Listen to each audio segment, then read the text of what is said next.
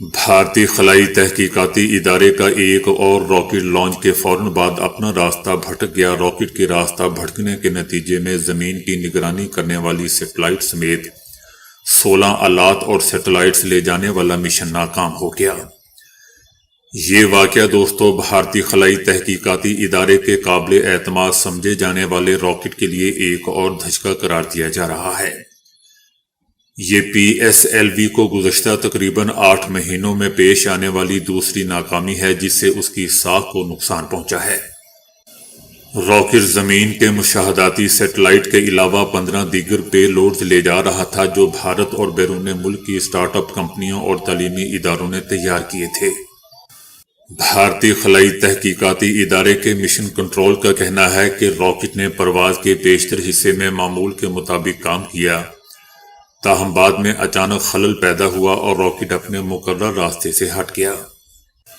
PSLV دوستو بھارتی خلائی پروگرام میں مرکزی حیثیت رکھتا ہے اور اس کے ذریعے چندریان 1 اور آدتیہ 1 جیسے اہم مشن لانچ کیے جا چکے ہیں۔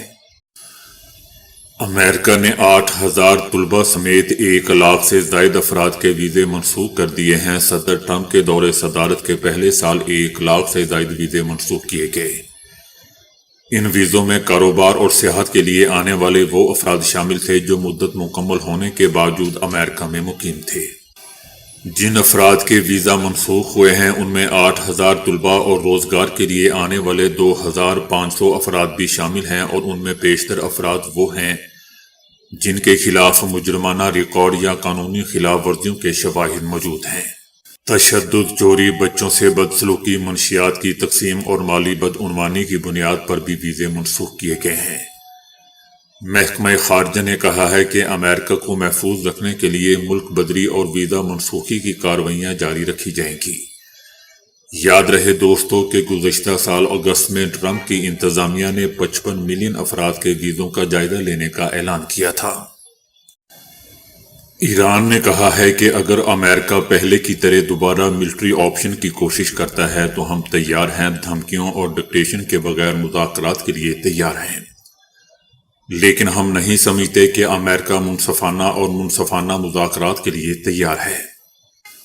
یاد رہے دوستو کہ امریکہ نے ایران سے تجارت کرنے والے دوسرے ممالکوں پر بھی ٹیرف لگانے کا اعلان کر دیا ہے۔ امریکی صدر ٹرمپ نے کہا ہے، بلکہ خبردار کیا ہے کہ ایران کے ساتھ تجارت کرنے والے ممالک پر 25% ٹیرف عائد کیا جائے گا۔ اس سے پہلے ٹرمپ نے یہ بیان بھی دیا تھا کہ ایران کے خلاف مختلف آپشنز پر غور کر رہے ہیں، جس میں فوجی آپریشن بھی شامل ہے۔ امریکی جنگی طیاروں نے قطر کے العدید ایئر بیس پر اپنی سرگرمیاں بڑھا دی ہیں۔ العدید بیس سے KC-135 اور B-52 بمبار سمیت کئی امریکی جنگی طیارے پرواز کر گئے۔ یاد رہے دوستو کہ قطر میں واقع العدید ایئر بیس ایران کی سرحد سے 200 سے 300 کلومیٹر کے فاصلے پر ہیں۔ وائٹ ہاؤس کا کہنا ہے کہ صدر ٹرمپ ہمیشہ یہ واضح کر چکے ہیں کہ سفارتکاری پہلا آپشن ہے، لیکن اگر ضروری ہوا تو وہ ایران کے خلاف امریکہ کی فوجی طاقت کو بھی استعمال کرنے سے ہچکچائیں گے نہیں۔ دوستو میرے خیال سے ایران اگر آج اسرائیل کے اندر اپنی پیدل فوج کو بھیج دے تو اسرائیل کا حال ویسا ہی ہوگا جیسا طالبان نے افغان حکومت کا کیا تھا۔ افغانستان کی تمام افواج ارد گرد کے ملکوں میں بھاگ گئی تھی۔ یہ لوگ صرف طیاروں میں بیٹھ کر دوستو بمباری کر سکتے ہیں، ان میں اتنی ہمت ہی نہیں ہے کہ یہ فیس ٹو فیس لڑ سکیں۔ کیوبا کے صدر نے امریکہ کے ساتھ کسی بھی قسم کی بات چیت سے انکار کر دیا ہے۔ کیوبا کے صدر کا یہ بیان دوستو امریکی صدر ٹرمپ کی جانب سے کیوبا کو معاہدہ کرنے یا اس کی قیمت چکانے کی دھمکی کے بعد سامنے آیا۔ کیوبا کے صدر کا کہنا تھا کہ امریکی حکومت کے ساتھ مہاجرین کے علاوہ کسی بھی موضوع پر کوئی گفتگو نہیں ہو رہی۔ ان کا یہ رد عمل دوستو اس بیان کے بعد آیا جس میں ٹرمپ نے دعویٰ کیا تھا کہ وینزویلا کے صدر نیکولس کی گرفتاری کے بعد امریکہ اور کیوبا کے درمیان بات چیت جاری ہے۔ امریکی صدر کا یہ بھی کہنا تھا کہ کیوبا نے کئی سالوں تک بڑی مقدار میں وینزویلا سے ملنے والے تیل اور پیسے پر گزارا کیا ہے اور جواب میں وینزویلا کے 2 آمروں کو سیکیورٹی سروس مہیا کی۔ لیکن اب وینزویلا کو دنیا کی سب سے طاقتور امریکی فوج کا تحفظ حاصل ہے۔ اسے کیوبا جیسے ملک کی ضرورت نہیں ہے۔ صدر ٹرمپ نے دوستو کیوبا کو یہ دھمکی بھی لگائی تھی کہ کیوبا کے لیے اب کوئی پیسہ یا تیل نہیں جائے گا، کیوبا فوری معاہدہ کر لے اس سے پہلے کہ بہت دیر ہو جائے۔ صومالیہ کی کابینہ نے متحدہ عرب امارات کے ساتھ تمام معاہدے منسوخ کر دیے ہیں۔ صومالیہ کی کابینہ کا کہنا ہے کہ متحدہ عرب امارات صومالیہ کی وحدت، خود مختاری اور سالمیت کے خلاف سرگرمیوں میں ملوث ہے۔ کابینہ کی جانب سے یہ بھی کہا گیا کہ متحدہ عرب امارات کی مداخلت اور سرگرمیاں آزاد اور خود مختار ملک کے لیے خطرہ اور دیگر ممالک کی خود مختاری کے احترام کے اصولوں کے خلاف ورزی ہے۔ متحدہ عرب امارات کی مداخلت اور سرگرمیوں کے حوالے سے صومالیہ کے پاس ٹھوس ثبوت ہیں۔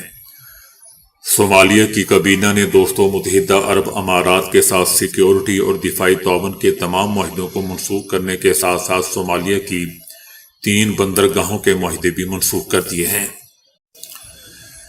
ایرانی سپریم لیڈر آیت اللہ خامنائی نے حکومت کے حق میں مظاہروں پر قوم کو خراج تحسین پیش کیا ہے۔ سپریم لیڈر نے کہا ہے بلکہ پیغام دیا ہے کہ عظیم ایرانی قوم نے آج ایک تاریخی دن رقم کیا ہے۔ آج کی عظیم ریلیوں نے غیر ملکی دشمنوں کی سازشوں کو خاک میں ملا دیا۔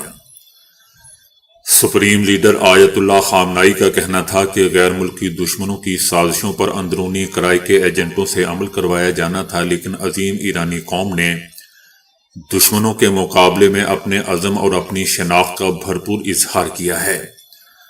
مظاہرے امریکی سیاستدانوں کو خبردار کرنے کے لیے تھے۔